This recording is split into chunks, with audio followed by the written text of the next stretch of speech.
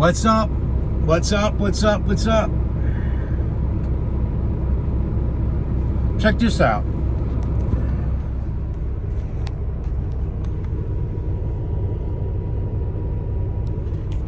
Yep. This effing truck. I don't get it.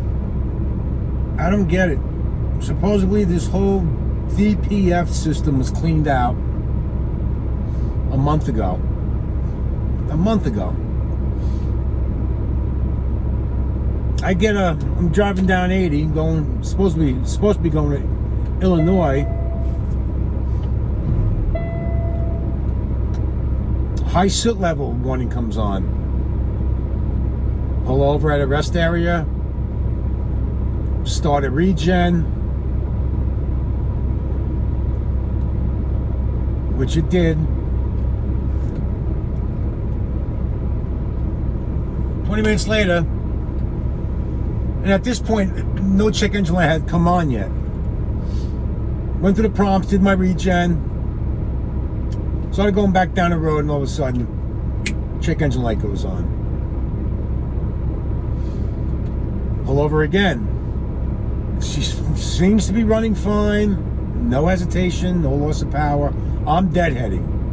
First of all, I'm deadheading 600 miles to pick up a load in Illinois. I just got into Indiana. I've only got 3 hours on my clock left. I'm at a Love's right now. As soon as you come into Indiana, I'm going west. I contacted Road Assist. Road Assist says they don't see anything. New Year's is coming up.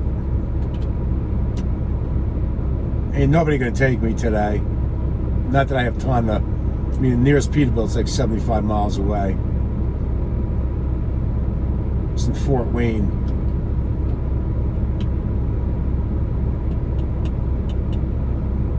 Folks, I don't know what to do.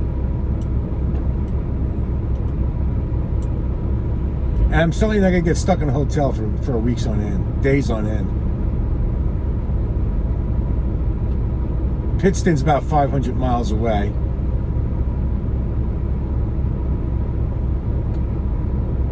And nobody's really got any answers.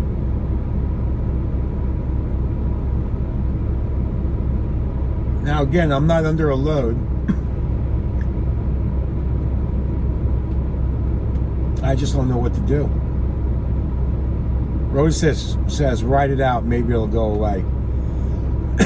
And again, it doesn't feel like there's a problem with it. My regen gauge is fine. No problems there. It was, you guys got a Peterbilt, it was like in the middle. It was at 12 o'clock. It needed to be clean. Well, my question is, I cleaned it. Why am I throwing a check engine light? See, last time I threw a check engine light, Road Assist was able to say it's a NOx sensor. This time, there's no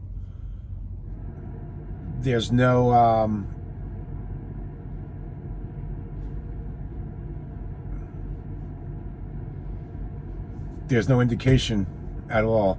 I'm just like, and forgive me, I've been up since 8 o'clock last night, so it's 10:30. And I don't know if I'm still in Eastern Standard Time. I think I'm still in Eastern Standard Time. Am I in Eastern Standard Time? Yeah, I'm still in Eastern Standard Time. I don't know what to do.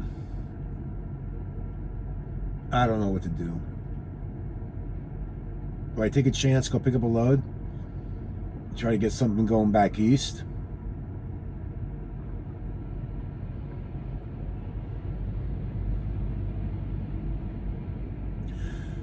I'm beginning to just, I know all you guys out there can be like, Peterbilt. It's not Peterbilt. Maybe it is Peterbilt. I don't think it's Peterbilt. But this is just I can't get, this was my second week. And I knocked on wood, I had 2 weeks with no problems whatsoever. And it's just giving me constant problems. Constant problems.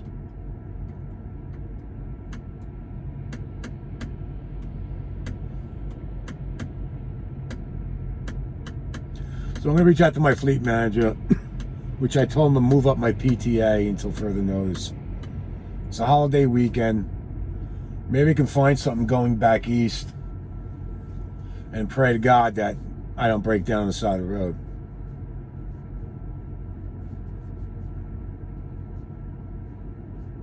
At this point, no one's got any answers, and I don't, I've never been through this before. And I certainly don't want to call a tow truck. I certainly don't want to take a load, and then all of a sudden something happens.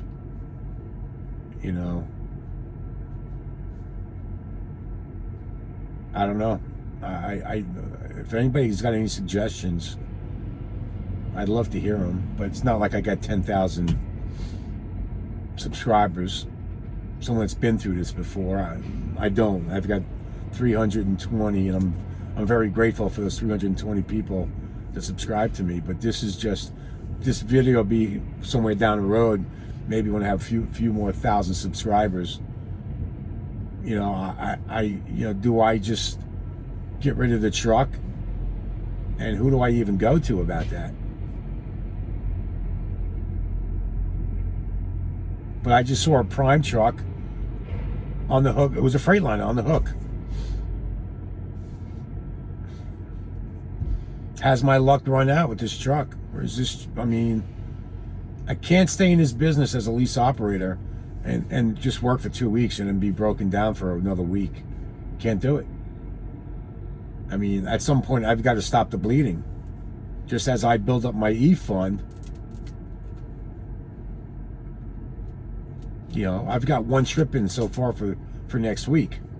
We got paid today, so I'm fine. But, if this has got to go back to Peterbilt, which it has to, because this is the only drawback, negative thing about Peterbilt is that I can't go to Love's. I can't go to Prime. I got to go to a Peterbilt to have it worked on, even diagnosed. And what good is diagnosing it when they can't touch it anyway? In some cases, they can't even put the reader in.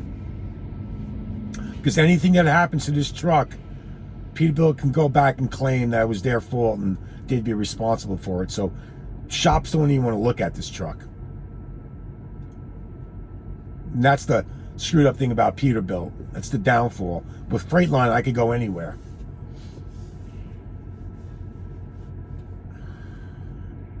So that's my only knock on Peterbilt, is that it has to go back to a dealership.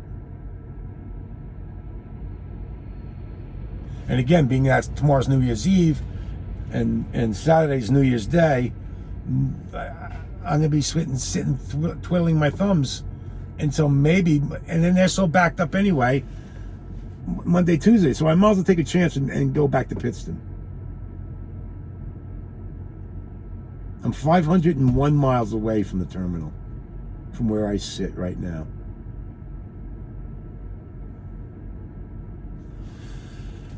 I wish you guys, I wish I could bring you good news, but this has just been one effing problem after another with this truck. It's just driving me absolutely nuts. Again, I'm thinking that maybe just cut my losses with this truck, surrender the lease, and go get a Freightliner. I love this truck. It rides so beautifully, but what good is having a beautiful ride if you can't ride it? They just fixed this whole thing. And they shouldn't have a high soot level, because I was climbing mountains with 44,000 pounds. My temperature gauge was above 200 degrees before the fan kicked in. At that point, it should be burning that soot off. And there's no soot. I don't really idle my truck for long periods of time. Thank God I have an APU. Could you imagine not having an APU on this truck? It would be like every day I would have to do a regen, and that shouldn't be. Something is wrong with this truck. I should not, either that or Peterbilt never did the work. They claim they did, but cleaning out the filter and changing it, they never did. It's one of two things. Either they did the thorough job and something is throwing this thing off, or they had the truck in the shop for 10 days and made pretend they cleaned it. I don't know.